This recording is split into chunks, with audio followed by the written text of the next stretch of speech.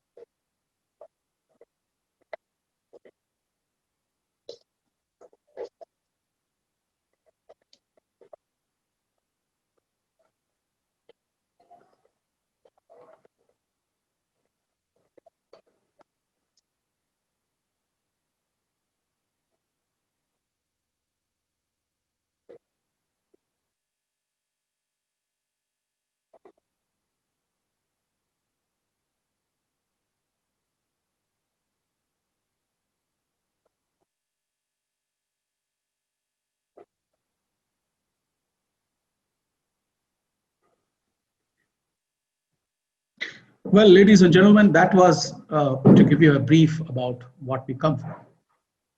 We strongly believe that India, with its share of problems, also is going to be huge potential for the construction industry from across the globe.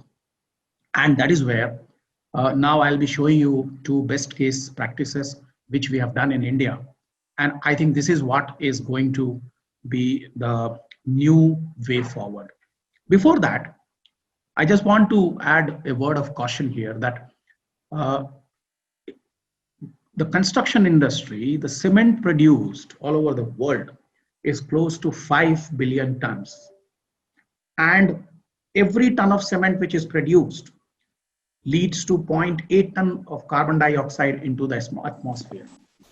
So it's huge. Now, we got to use cement, we got to use concrete, but then how do we minimize the unnecessary usage of cement, especially the plastering? Countries like India and many parts of the world, a lot of concrete is plastered. And why do we plaster? Because either we use don't good quality of concrete, or we don't use good quality of formwork system, or we don't use good construction practices. And trust me, this also makes a lot of business sense if plastering and grinding is avoided. So my first slide, which is on plastering and grinding with respect to sustainability, because by not doing plastering and grinding, you can save a lot of carbon footprint, which otherwise would have gone into the atmosphere.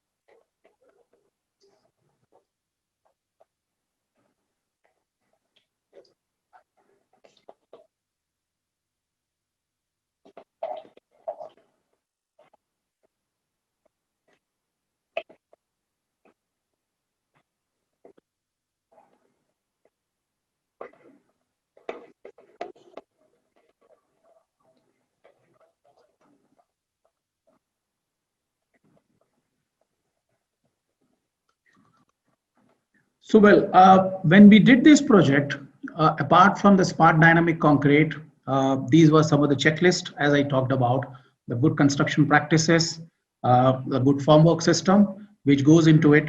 And trust me, it brings a lot of saving in construction cost with respect to rework, plastering, etc., and the timeline. So I, sometimes jokingly say that if I have a chance to change the construction industry in India with one rule, just one rule, and that rule would be no plastering. Now let me move to the next case study, which is with respect to productivity. Labor is a challenge across the globe in construction industry. Though India is perceived to be a labor intensive country, India, and there are so many other countries in the world, but when you talk about the productivity, it's pathetic. And the various reasons for that, I mean, this is not the forum to get into it. But then in my view, the way forward, if we have to address this issue, is only one, and that is the industrialized construction. This is what happened in 20th century. When it happened in every industry, why not in construction? I'm a big advocate, practitioner of precast. I've been fortunate to do two large projects in India on residential buildings in precast. One was 10 million square feet with Shobha Dreammakers, and now currently I'm doing 2.2 million square feet, Provident Park Square. And I'll just run you through and show you that these are some of the best case practices which we have in our country. Raj, your audio is not working. Is it okay? No.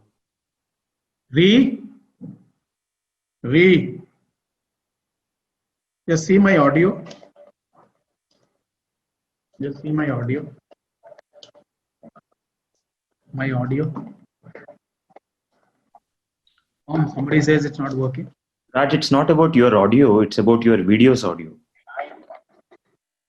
Yeah, so Raj, there's a way that you have to share the video. You should have gotten an email about it prior to this from Emily, and it'll show you how to specifically share the audio for embedded videos.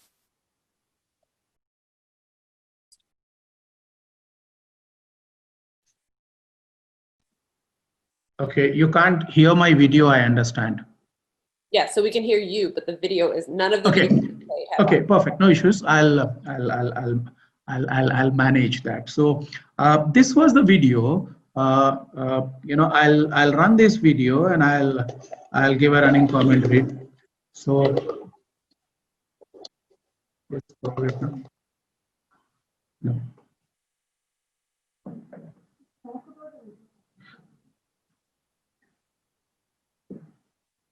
Let the video run and I'll talk now. So what we did is, for this particular project, we built up a brilliant precast factory at the site, which is in the south of Bangalore for 2.2 million square feet. But so as to educate our customers, finally the people who are going to buy the homes, how this technology will help them. Our design team created a brilliant mock-up of all the precast elements to show them that how by using technology, they will get the advantage. This shows you, as I mentioned in the beginning, that we are extremely focused on health, safety, and environment. This is something we don't compromise, because in countries like India, when you deal with various spectrum of labor force, who come from various backgrounds, it's important that you educate them. Now, this particular factory which we have, which is giving you a feel of the factory, we have equipment from all over the world. This main equipment has come from Germany. We have equipments from Singapore. And as you can see, this entire project which otherwise would have taken a longer time with a huge workforce, now we are able to do with minimum workforce.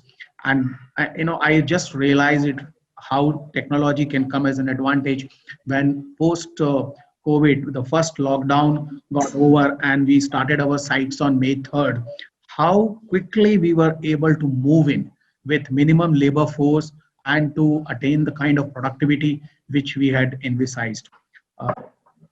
Yes, the challenge with precast is it needs, like they say, 3 Ps, which is planning, planning, and planning.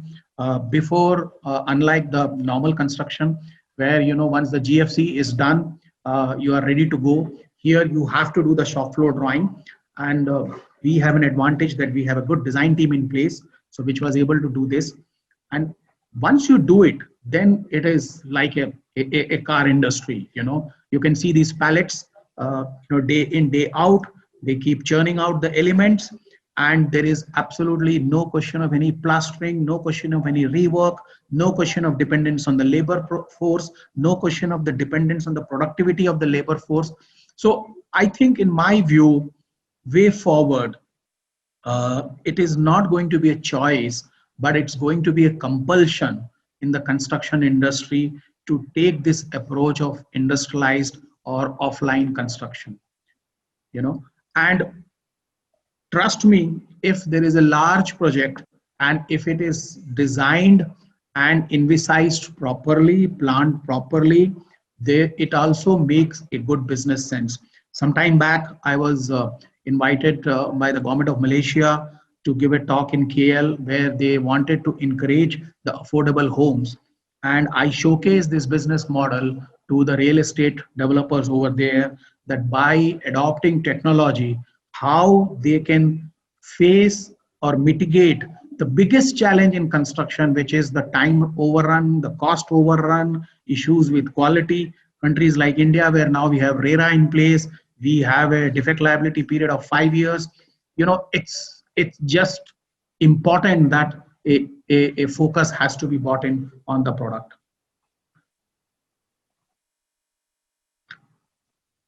So you can see this, now the panels are being done. I'll just wait for it to move to give you the last bit of the video, which will give you, now you can see these panels are moving to the side, and there they go, and they are getting lifted.